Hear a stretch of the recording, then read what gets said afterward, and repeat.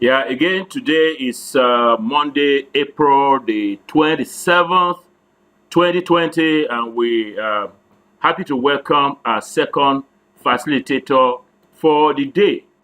Our second facilitator, distinguished ladies and gentlemen, dear students, is the president of the Burundi National Commission for Higher Education. He's also the current president of the Burundi Academy of Sciences and Technology. He's a professor of mathematical physics at the University of Burundi and director of the doctoral school of the same university. He is also chairman of the International Conference, is my chairman of the on quality assurance in higher education in Africa, and coordinator of the African Union Quality Assurance subcluster of the Continental Education Strategy for Africa. He worked for 17 years at UNESCO as senior specialist for higher education in Africa. That's where I first met Professor Shabani in Dakar. He was director of the UNESCO Harare and Bamako cluster offices, UNESCO representative to several countries and regional economic communities, and director at UNESCO headquarters responsible for development and coordination of UNESCO's programs in higher education in Africa. If you are looking for one man called Mr. UNESCO in Africa, that's our speaker. Before joining UNESCO, Professor Juma Shabani held several senior positions, including Deputy Secretary General of the Association of African Universities and Vice Rector of the University of Burundi. My pleasure to welcome my friend and brother, Professor Juma Shabani. So this presentation will be on the challenges of quality research in Africa and the ways of overcoming the obstacles. I will start with reminding us what is the current context of higher education and research, both at global and African regional level.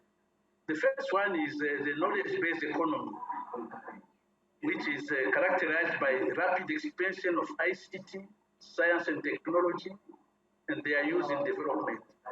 I think coronavirus has reminded us that we need, to invest in ICT and use it both in learning, teaching, and research.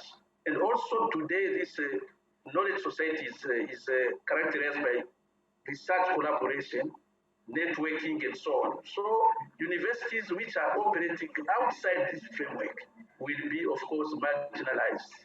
And universities are expected to play a role. So I was saying that first maybe we should remember what is the context in which we are operating. Knowledge-based economy. Oh yeah, we got that, Juma, we got that. Yes. Yes. So the second one is the SDGs and the role that the universities should play in achieving the SDGs. Dr. Sachs has made a statement, which is here, I don't think I will read it again, which is just emphasize that universities should play a major role in achieving the SDGs. And today, this statement is globally acknowledged as a consensus. Africa's ability to meet the SDGs is related to its research capacity. And this has been adopted by the African Union, African Development Bank Centers of Excellence, World Bank Centers of Excellence, EAC, East African Community. And also at national level, there is now a move to increase graduate outputs. We have two examples. One is South Africa with Vision 2030, where they want to move from 1,400 PhDs to 5,000 by 2030. And Kenya also wants to move to 1,000. Now the question is, what will be the quality of those graduates? Because the conditions are almost the same in terms of staff available, labs, and so on. Now, let's go then to the issue of quality and quality assurance of research in Africa. And here I would like to use a conceptual framework for measuring quality, which was introduced by Professor Okebukola, first for higher education quality assurance in 2007, and this one in 2013. And I hope you can see here. So we need to look at what should be the outputs of our process. Here we are looking at doctoral education. And then you look at what are the inputs, what is available, and what should be the processes. And both, or all these issues should be looked at from the point of view of quality. So we want to have doctoral graduates, but with employable skills, not only narrow skills in maybe statistics, not statistics, maybe literature, in things like that. We need to open up a little bit. This is what Professor Kebukola was suggesting last time, that doctoral students should have a wider view so that they can play a role in economic and development. So then they should produce research articles in journals which are acknowledged as international reputable journals, and also contribute to production of new knowledge. Now, what is the situation in terms of inputs? We have to look at the quality of candidates to the graduate schools, to look at the staff which is available, and researchers for supervising the students, non-academic staff for other issues, laboratories and the facilities, and financial resources. We need to look at the quality of all these elements of inputs, and also on processes that should be used to make sure that we have the correct output. And here we have the students, the PhD supervision, we have research capacity building, and so on and so forth, administration, leadership. So we need to analyze this. Of course, for each element of input, each element of process, you need to define what are the minimum standards, and then analyze those standards, whether we have achieved them, or how we should improve to make sure that they are achieved. So we have a set of minimum standards, again proposed by Professor Kebukola in 2013. This could be, of course, enriched, could be adapted to the new situation, but they are here. We can use them as, working elements, minimum score for appointments, relevance of research to the national development, the size of grants that are obtained by researchers, the collaboration. Collaboration is very important. You cannot operate as an isolated researcher. Minimum number of articles. In our case, in the case of many doctoral schools, it is at least 2 in the reputable journals. Wow. And also the patents and so on. So these are some of the minimum standards which were proposed by Okebukola in 2013 to measure the elements of quality of inputs and processes to make sure that we achieve the expected outputs. Now, what is the situation when you look at some of the, or most of the university graduate schools in Africa? I think we have at least 3 challenges. The first one is the academic staff itself. The numbers are very limited. There is the case of one university in Africa that I know where you have one supervisor for more than 50 PhD students. Of course, it's difficult to achieve quality in these conditions. Then most of them are isolated. They are just operating within their own universities, even not outside even not within the country. Then a lack of experience. For some of them, you have 50 students, but this is your first time to supervise PhD students. Lack of capacity to use ICTs, which means that they cannot even benefit from an arrangement like the one we are having here. And also they cannot mobilize resources for research. So they will be just making pressure on the vice chancellor to give them money from the university. And at the same time, they want to have increase in salaries and so on, which is not compatible. The other element is specialized laboratories. When you have people working on molecular physics or things like that, we don't have those laboratories. And therefore, it's difficult to supervise somebody in quality research in that area. Correct. Then again, funding. Funding is limited. Most of the funding is to pay staff salaries, and they keep asking for more and more, so that no university can really fund research at the level where it is needed. So we need to to strengthen our capacity to be able to mobilize resources from elsewhere. And elsewhere, there is a lot of resources. Sure. We know the SDG 17 is that countries and organizations will make sure that funds are available for each country to achieve those SDGs. So now, what are the strategies to take up those challenges?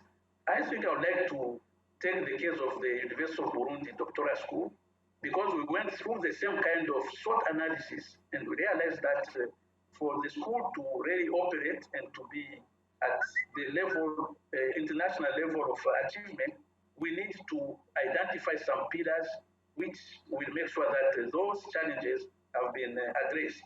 So we have at least 3 pillars. The first one, instead of having just one supervisor from the University of Burundi, which is the situation from the decree creating the university, we need to have at least one more from outside to make sure that there is some kind of a balance in the quality, and also there is an opening for students to interact with other researchers.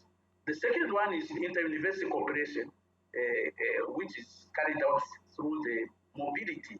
And, there is the university itself does not have funds for mobility, but there is a lot of resources outside there through inter-university cooperation, and students can go to other universities to use labs, to interact with other researchers and so on. And the third one, which is really the major one, is the use of ICT. Use of ICT to make sure that we give to students access to virtual libraries for documentation. There is use of facilities like the one we are using here, Zoom facility, where the student will interact with such a group of experts, facilitators from Nigeria, from Ghana, from US, which is not possible if we just say our model will be one supervisor here and that's all. So this is, I think, the model to be used. But let's see how it works, whether it is really, it has helped to achieve results or not. But the other element of the quality assurance is the quality of publications. Today with the predatory journals, we need to be careful. But most of our colleagues, staff, they just prefer this one because you just pay some money, there is no peer review, and you send your article after 1 week, 2 weeks, it is out, and you can use it to get promotion. So some people are really worried. South Africa has now established an accreditation process for journals that should be used to publish and to use publication for promotion. Kenya also is in the process of setting up an accreditation process in order to avoid the use of predatory journals. So those are some of the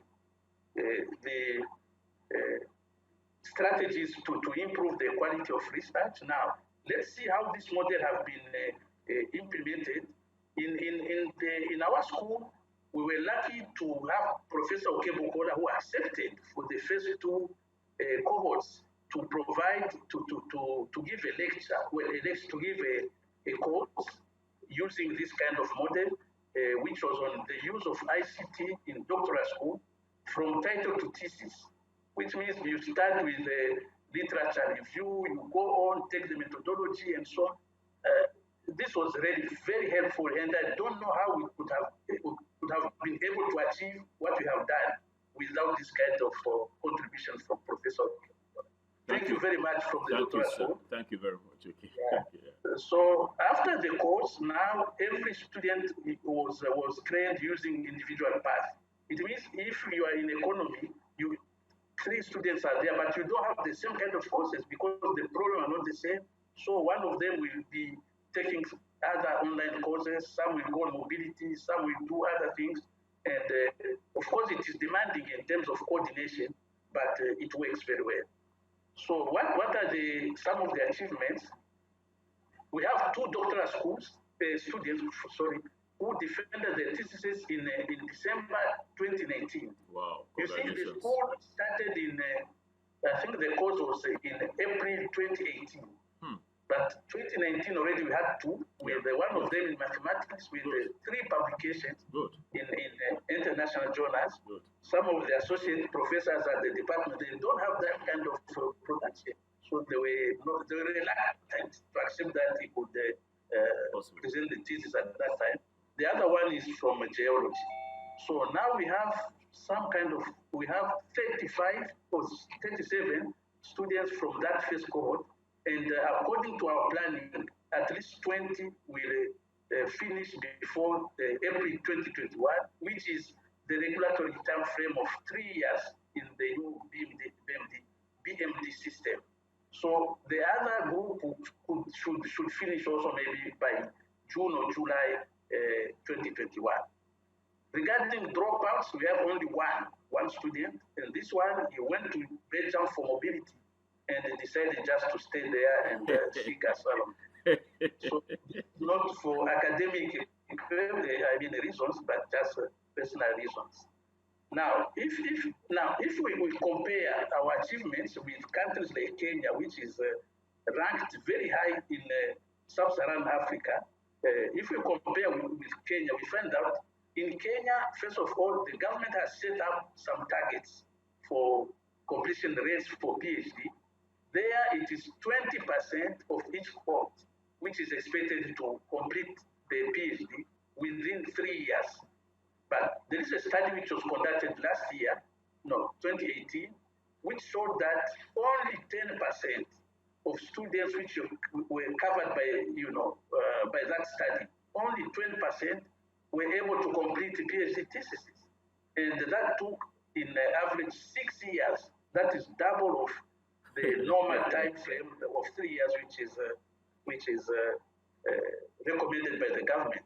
So if we compare that performance of universities in Kenya with ours, where we have almost 100% of completion rate, wow. I think that the university is doing very well. We should be considered as one of the most effective in Africa. Oh, yes. And therefore, I think that those challenges which were mentioned could be taken up using this kind of models, of course, which could be adapted to specific conditions. So I think I'll stop here because I want doctoral school also to make some contribution. Wonderful. They have gone through this model, they know what are the challenges, and I think they should also contribute in the discussion. Thank you very much. Thank you so very much, Professor Juma Shabani. We are proud of what you are doing in Africa, proud of what you are doing in the University of Burundi Doctoral School, and we cannot thank you enough for your leadership of higher education in the whole of Africa. Professor Shabani has asked that the others who are in the doctoral school can join, but let me tell you one or two things. Professor Shabani and I, our paths crossed when in the 1990s, early 1990s. 1997. Okay, 97. Okay, I used to go to the Africa UNESCO regional office, UNESCO regional office in Dakar,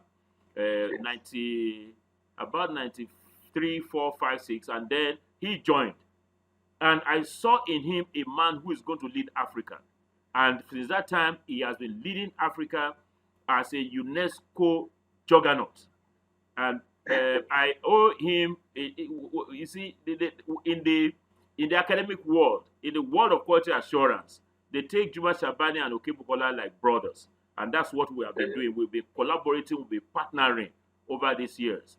And I recall that it was in 2000.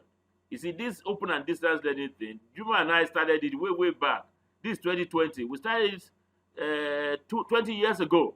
You recall we developed, leading and me co-editing the UNESCO guide for the development of materials for open and distance learning. If you can recall, Juma, the chapter that I contributed to that book, can you recall the title of the chapter that I contributed to that book? Online. I contributed the chapter on online education, online distance learning, as far back as 20 years. So we both were the co-directors of the Virtual Institute for Higher Education in Africa. We trained about 10,000. How many are we in this class? Today, now we're 59. We're training about 10,000 professors all over Africa for almost like 2 years using this kind of technology. So I also, by way of not a joke, is actually a true story. In 1998, Juma and I, under Professor Payo Baya, we went to run a workshop for professors in Kenya, and it was University of Nairobi in Kenya. And Juma and I, because at that time we were right on top of using computer technology. So Juma and I were in the hall after the presentation. Then the professor just walked in, professor of history, and he said, you people, he's been told that you can send some documents as email attachment. And we said, oh, yes, we can send documents by email attachment. And Fred, you are already smiling there. So the professor said, oh, that's very nice, because he has some materials that he wants to send to somebody in the UK as email attachment. And we asked him, have you got an email ID? He said, no, he hasn't got any email ID. I said, fine. So we'll use our own. Juma has that of UNESCO. I had an AOL account. I said, okay, fine. We're going to send the thing for you. So he came the following day, and he came with big books like this, big books, wrapped with a rope, And he said, these are the materials. Look, please attach this thing to the. So those were the analog people that we're talking about. And it's actually a true story. So the two of us have gone a very, very long way. I want to congratulate you, Professor Shabani, on what you are doing in Burundi. You see, Professor Shabani has just stooped down low. The Burundians, you please listen to this, has stooped down low. Professor Juma Shabani, when he was in UNESCO, many of these people who are in the government in the current government cannot come to his office. They have to fill several forms. He was in charge. He was the director of UNESCO for several countries, representing DG of UNESCO. And when he was in Paris, was the head of Africa, quality assurance and all of that. So he is now decided to come back to help his country. So it's on that note that we must continue to regard and respect Professor Juma Shabani, and he has brought all the knowledge, all the skills, all the contacts that he has made over the years to bear on the operations of that university. Juma, we have learned some things from you today. One is that in the supervision of students, we have also done that. Actually, yesterday we finalized it in our meeting. We're going to have each of you, the LASU-ACEITSE students, all of you here. CM, have you released the supervision list? Oh, yeah, they are nodding. Okay, he has released it. So you see that we have Juma. This is our model, the LASU model. We have, let's take who now? Let's take Kuleladejo. Kuleladejo will have somebody in education who will be supervising him. And that's for some Waboko, I think. Okay. They will have somebody in the faculty of science who will be the specialist. So we have two people from LASU. And then we're going to get somebody from Nigeria, outside LASU, for him. That model goes for all of them. So, for instance, we're going to get all of you here, Professor Uche Nzewi, we may ask him, okay, Professor Uche Nzewi, please be our supervisor from outside LASU for Kuleladejo. And then we'll get somebody from outside Africa to also be part of it. So we're going to have 4-member team to supervise the person. So those days are gone when we say, oh, this person, okay, don't worry. See, let me take it off. Yeah, I'll take it off now. Okay. Yeah, okay. So those days are gone when we will. CM, please ask whether you want to share the screen next time, huh? Rather than just. Yeah, okay. So those days are gone when you say, oh, this person is my supervisor, is my supervisor, or Wulabi is my supervisor. Yes, he is, but just one. The overall idea is having many people contribute to building up the student. Professor Uche Nzewi, do you have that in UNN? I'm sure you don't. Yes, I can see you don't have in UNN. I think it's a good model that we all have to learn from University of Burundi's doctoral school, which we're also applying here now. So your student that is doing something on Mama's Kitchen, I mean, you can get him or her to be to get somebody from outside the University of Nigeria and Nsukka, and then to get somebody like Professor Jofu Sadama Mensah from the Africa to be part of the whole thing. And how does it work? The way it works is this: the student will write up maybe a chapter or something, and then you as the internal will review it, send it to the second internal, who is a subject specialist, will review it. Then you send it to the person in Nigeria, and together, just parallel. The person in Nigeria, the person outside Nigeria or whatever, they will look at it, and you give them timelines. You say, please respond after 2 weeks. If after 2 weeks they don't respond, you know that there's nothing, just continue going with it. But let it be said that, so we'd like to thank you for that, and the matter of international collaboration is quite important. So I'm going to ask the University of Burundi students here. They are the ones I'm going to give the floor.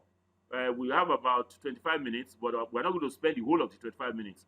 Let me give them the floor. To Bugoma Suwadu, you have the floor, please. Okay. Thank you, Professor Juma Shabani, for this presentation. And thank you, everybody who is involved in these courses. Really, we are lucky. We are lucky to have such facilitators in these courses. Thank you. And I want just to thank Professor Juma Shabani for all his efforts he made to keep us improving our research. If I give an example for me, like when I started, I was so scared for starting this doctoral school, and he was one was saying like, you can, and you can, and now we are connected. Yeah, we are making like all our effort for the best of Africa. Thank you very much, Professor Juma Shabani. And I have just one a kind of question, but my comment to this presentation about high quality in education. So for me, I was everybody was asking myself why do we have low quality in education in Africa? And I was like, okay, now they are suggesting that have this to work hard to do our research and to write articles. But I think the problem is not about PhD student or master student. I think we should focus more in this low level, like primary school, because everything starts by the low level and we go with step by step. Sure. So me, I was as Peter Okebukola suggested, we should build our own model, which is based on our local context. Sure. And then we'll go step by step from primary to secondary and so on. So I was this is time for all Africans that we are involved in this courses to everybody for in his area or in his capacity to make effort to change the all out. Nobody will come and help Africa. It's only we who can help Africa. So that was my comment in this. Wonderful, wonderful. I'm so excited. Kule Oladejo, please make a note of this quote. Nobody will come to change Africa. It's us that will change Africa by ourselves. Nobody. You are quoting Piaget. I'm a Piagetian. I'm this, I'm that. All rubbish. It's good. You have learned from them. But let us, nobody. They are not going to, to improve us. But let us look inward and improve ourselves. There's something else that Professor Juma Shabani mentioned, which my colleagues in the center will have to make a note of. And that is exceedingly, exceedingly important. He has said that before University of Burundi Doctoral School gives you your PhD, you got to have published X number of articles, not in a predatory journal. And those predatory journals are all over the place. Very deceptive. You say American Journal of Physics. It's all lies. Because that journal is in the laptop of one person in Ibadan. Oh, sorry, VC, you are there. Okay, I'm sorry. One person in one person in Aba. That's where that journal is.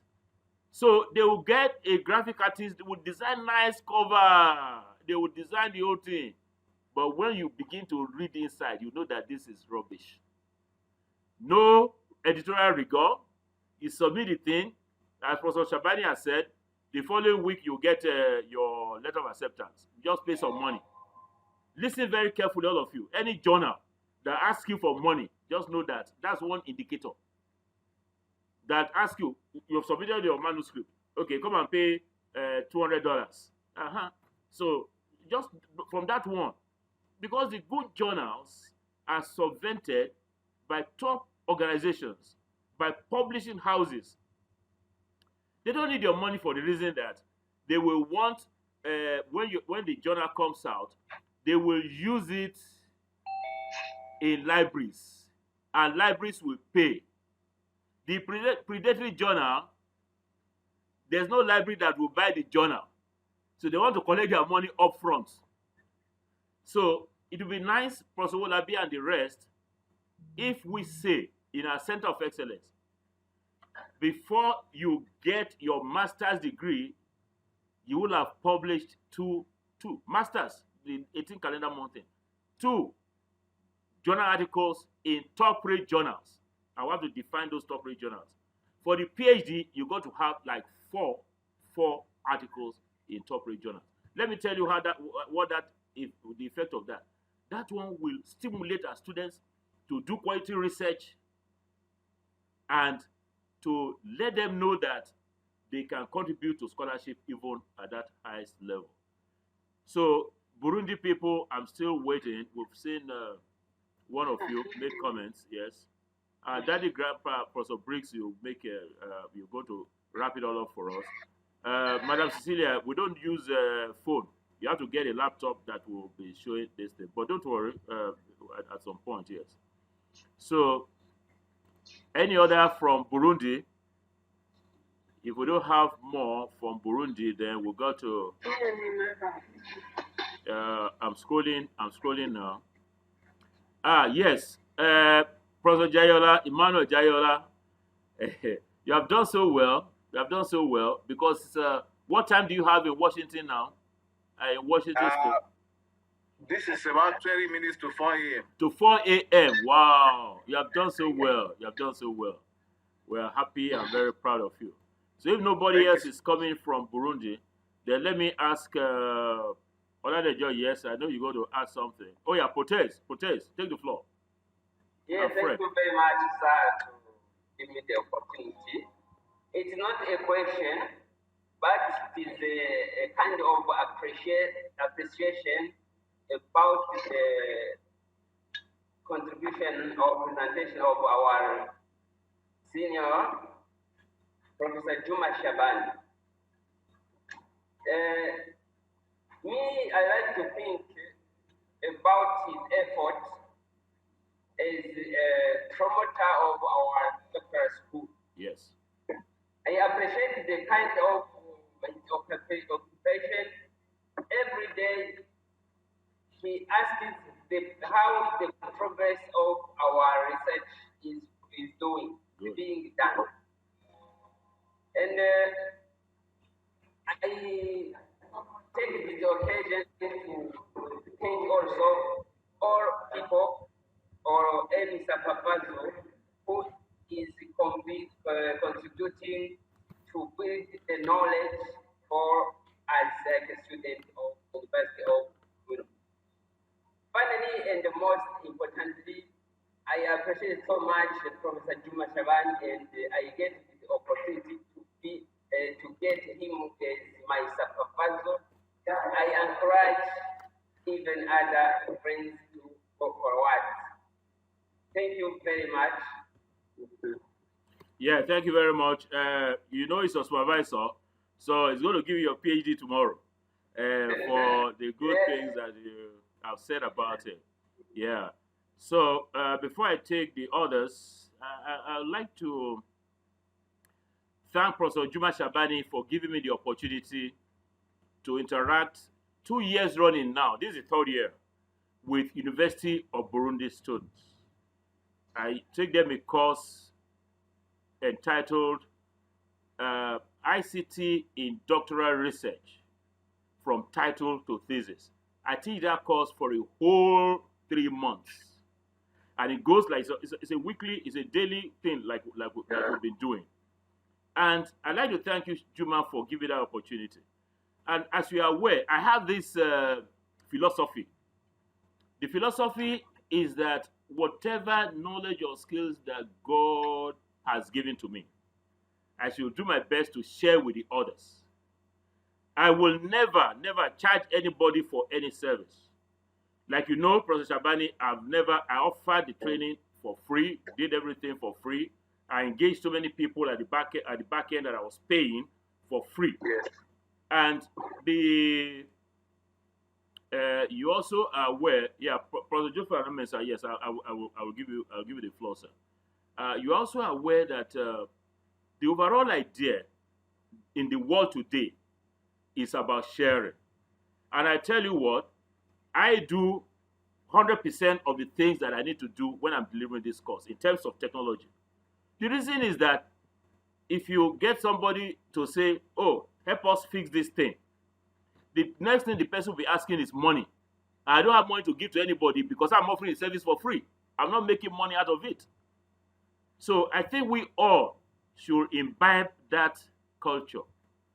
If we don't imbibe that culture, in quotes now, the white man will just be laughing at us. That after all, they gave you people Wikipedia for free. You want anything, just go to Wikipedia, pick. And you are not contributing to it. And also importantly, is that if you, I'm watching the time, we have 15 minutes. If you Google any literature in many places, you find that it is populated by those in the West. So what I have tried to do is this. These World Bank people said that we should get resources, videos of like this pure and quasi experiments from everywhere, from overseas. Not knowing that Professor Tunde Wolabi is an expert who can do that. So we want to shame, shame them. Tell them that we can also have this kind of resources developed from Africa. That's what we discussed with our team yesterday. So, you give the floor to the grandpapas first. So, Professor Jofus Arama Mensa, you have the floor. Yeah, Jofus. Just unmute your microphone and take the floor. I did that and then, hello? Yes, we can hear you. Yeah. Yes. Okay. Yeah, but Jofus, we're only seeing your neck. We're only seeing here. Can you move up so I can see your face? Okay. Thank you very much. Thank you. Yeah. Better. Yes. Well, yeah, I think these are new times that we are in. If we don't do anything to change the course of Africa, I don't know what will help us to change the course of Africa. Because we are the ones who are to leave a legacy for the people who are coming, the doctoral students and so on, who are coming. Sure. Who should now spearhead the affairs of this continent. For me, with regard to the doctoral students activities that they should do, I think it's so much important, that the example you gave, taking people from different areas and so on, and ensuring that students are also published. But there is one thing that we need to do, because there are certain types of, we want to move in a certain direction. Sure. Those directions are not what the West wants. Yeah, that's correct. So you cannot publish in their journals. Sure. What can Africa do in coming out with a journal? Sure. That is a first-rate journal. Yes. Edited and supervised by the intelligentsia in Africa. Sure. The big professors in Africa. So that we can then encourage our doctoral students and so on. If they want to do something in CCTA, then they can get it published in those areas. you know, if we can get other generals in other areas. Because I think this is critical for us. Yeah. You know, if we don't change the course of how Africa is growing, you know, being the ones who are always on the end, you know, and not being able to, you know, drive our own system, Sure. but having the situation where, you know, we always buy from them, Yeah. and support them in all the things, Sure. not forgetting about our own, Yeah. you know. And I think this is critical for us, you know, in this direction. We want to train these doctoral students. You know, that's what we need to do. Yeah, thank you very much, Professor Jofo Sanama Mensah. Very wise words of counsel to us all. So let's close by taking the people that have identified, and that will be Fred, Oladejo, and let's see now, Francis, before Professor Nimi Briggs will wrap it all up for us. So in that order, Fred, you have the floor. All right. So I specifically want to applaud the model of the University of Burundi Doctoral School and the energetic leadership of Professor Juma Shabani over the period. Yes. And of course, with the compliments of our own Professor Peter Akinsola Okebukola. I think that what the University of Burundi model gives out is a unique blend of intelligentials, not only from a given country, but across the world. Sure. So a lot of the courses we take are not strictly persons situated in Ghana, Nigeria, Burundi, or just a given African country. And that brings international benchmarks to the student. So we learn from other aspects, and then we'll also share our worldview of how the doctoral goes. So I want to say that it's a model worth replicating. I have particularly learned over the years under the tutelage of himself and then your very self, Professor Peter Akinsola Okebukola. And I'm hoping that when I get out of the doctoral school, I'll be one impactful person like my mentors. Thank you. Wonderful. Thank you so very much. Thank you so very much. Yes, Oladejo, you are next. Thank you very much, sir. Thank you, Professor Juma Shabani, for that inspirational lecture. In the area of funding, I have these thoughts since the last time we had the LASU research fair. There was a facilitator that Professor Okebukola brought in, and he spoke about the town-gown relationship. With respect to funding, that if we approach our private sectors like the companies, get to know their area of challenges and need, and then tell them that, okay, we have students who can work in this regard to help you find solutions to this problem, and then they now be the source of funding for those students or for that candidate. And then when the results come out, the company will make benefits of it. It's being sponsored, the name of the university is going forward, and that candidate too can move forward. I think if we look into this, it might be an helpful unit in the area of funding with respect to how we can move ahead. Then secondly is as regard the issue of Afrocentrism. Based on the last lecture that I've been having sleepless nights on trying to bring out something. And I hope that before this course runs out, I'll submit a proposal to Professor Okebukola to help me look into it. And I wish to present it before this class, before we round up this course in 3 months. And I challenge my other colleagues to do something as well. Wonderful. That's the way. That's the way. Well done. Well done. Well done. Yeah. Yes. Francis. Yeah. Thank you, sir. Prof, thank you for your presentation. A section of your presentation talks about ways of overcoming the obstacles challenging quality research in Africa. And I want to ask, in a situation where the government of a particular African country is reluctant to fund research, or even in the budget, they are more interested in political ambition than funding education.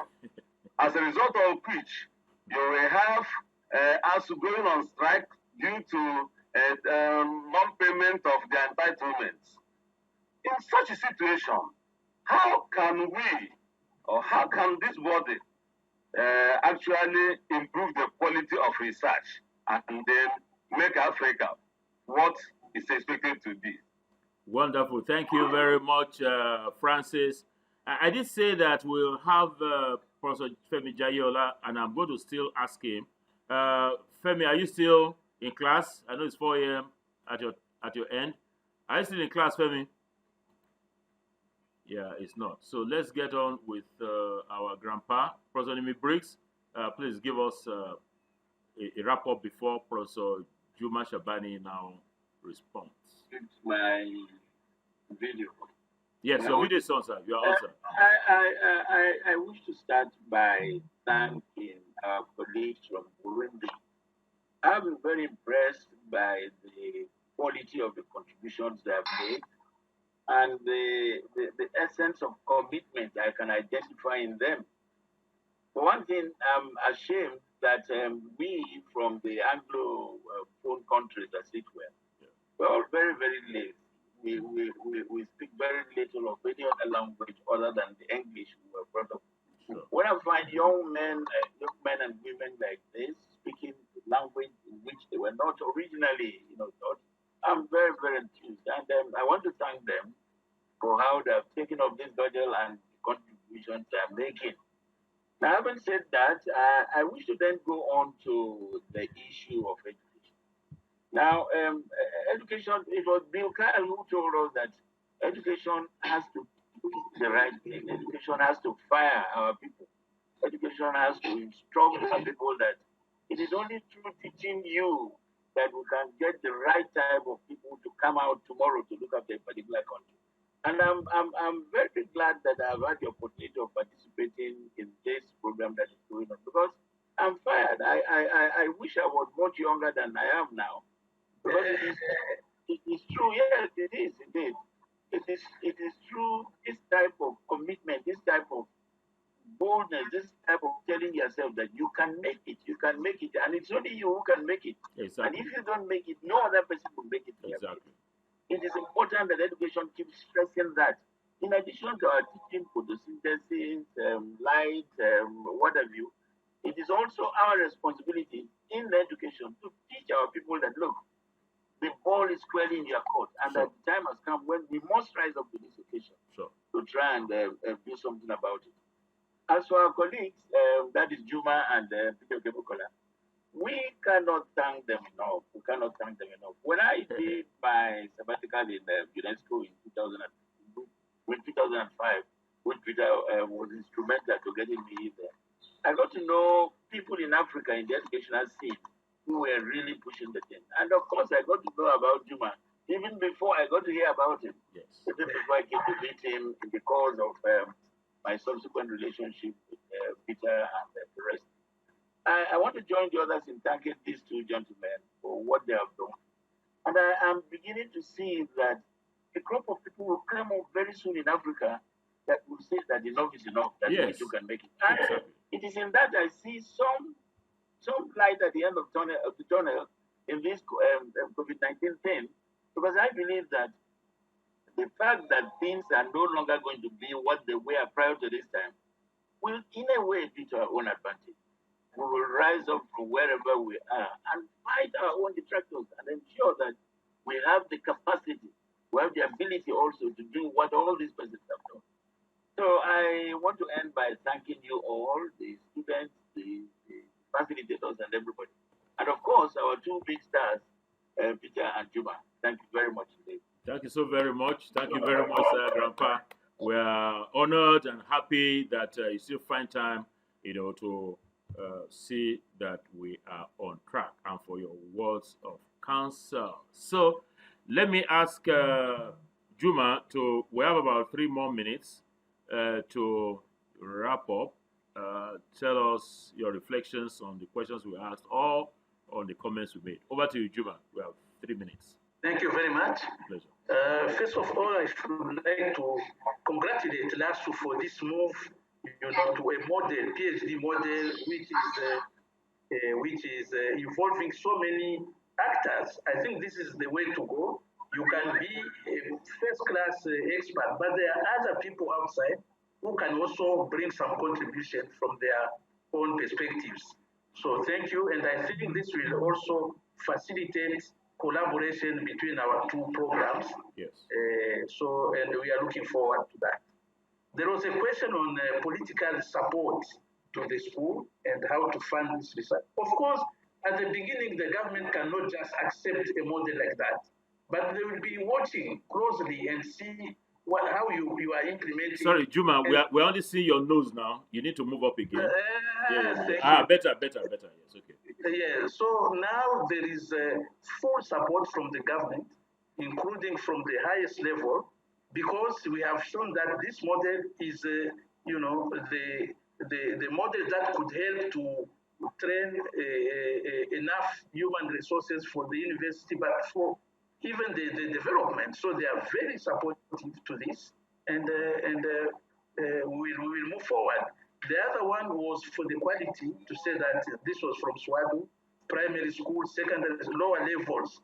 Of course, you cannot just start from there. There are other people having that mandate. But we believe that with our programs, able to influence also and to improve quality at lower levels. So we hope also that the doctoral school students will bring their knowledge and whatever they have achieved, so that we could show the government that these achievements are in line with the national development goals, and that we can do even more in terms of research and services to the community. So thank you very much. Oh yes, thank you so very much, Professor Juma Shabani. We're going to ask the Vice Chancellor of University of Ibadan to appreciate you via the plaque we will be rendering. But before I do that, there is a proposal that I have right here, which can be one that the University of Burundi Doctoral School and our center may wish to consider. We have something close to it. I can see that Professor Arigbabo is on the road, and this is another sign of commitment, of leadership. He's in the car. This man, Vice Chancellor, is in the car. He doesn't need a certificate from us. He doesn't need it, and he's with us. So I mean, that's leadership by example. Professor Demi Briggs, you can see him. I mean, he is 70 what, sir? 76, 7. Professor Demi Briggs, what's the age now? Okay, it's 80 years. Okay. 76. Okay. Look at Baba Grandpa Demi Briggs, 76. The man sees and wakes up with us, and so you young ones, you have no excuse at all. We are not charging you. I'm not charging you for anything. Look, I spend my resources to deliver this thing. My personal resources. Owolabi there is not giving me a kobo. The diesel that I bought, I bought almost like let's see now, almost like 20. I spent on data alone. They are giving 5,000. I'm saying on data alone, minimum of 25,000 naira data to just run you, and then generator, all of this. So you people have no excuse other than to be committed. So the recommendation that I'm looking at is this, Juma and also Professor Arigbabo and the others here. In our center, we have a research progress chart. Somebody is disturbing. Let me just mute you all. We have a research progress chart where we put the names of our students in the different research group, like those in my research group. We tell them, okay, this is the research we are doing. This is the title of the research. This is how far we have gone with regard to developing the draft paper, sending it to a journal, review process, and publication, and all of that. I think we all must do this. The reason being that if you have Professor Nzewi, what I'm saying is that in your university, UNN, it will be helpful for your PhD students in your unit or department. Have a chart which shows the students that you are working with. Have a chart, your research output chart. Write the study that you are doing with them. Write the journal that you are aiming to send it to. Write the progress, whether you have developed the paper, it has been sent, and the review, all the stages until when it is published. It's a stimulant for anybody coming in. Oh, another professor, Apollonia, or whoever that is. Say, oh, look at this. I have to now set up my own research group and have this thing too. So it boosts the motivation of the students to keep working on. But beyond that, is the progress chart of our students that will be displayed in the department. In this case, our center foyer. We'll put it there. We have 22 CM. I think we have like 22 students. We'll write the names of 22 students there. And the master students, okay, proposal defended. Instruments developed. Pilot study done. Main study done. All of that. Let's have that progress chart that we can be using even chalk to be marking, so that it will encourage, it will stimulate the students. There's nowhere where it is done, even now, anywhere in Nigeria, I think. Nowhere. But it will help if we have that for our PhD students. It will help to stimulate it will help to motivate them and stimulate them. So on that note, it's 2 minutes to 12. Let me now call on the Vice Chancellor of our great university to make this appreciation plaque, to give this appreciation plaque to Professor Juma Shabani. Over to you, Vice Chancellor, University of Ibadan. I think first to the Facilitator General, Distinguished Professor Kebukola. He told us that he uses his own money to buy data and to do everything. Do everything. That's your punishment for being so good. For being such an amazing scholar. Thank you, sir. So, on behalf of Lagos State University Africa Center of Excellence for Innovative and Transformative STEM Education, ACEITSE, a World Bank supported project. This is to certify that distinguished Professor Juma Shabani facilitated courses AC 811 and AC 911 from April 27 to May 2nd, 2020, signed by Professor Peter Kebukola, distinguished Professor, OFR, Director. Thank you, sir. Congratulations. Thank you very much, sir. Thank you so very much. Thank you, Professor Juma Shabani. Let me unmute everybody so that we'll have a resounding round of applause. 1 minute now. A resounding round of applause to Professor Shabani.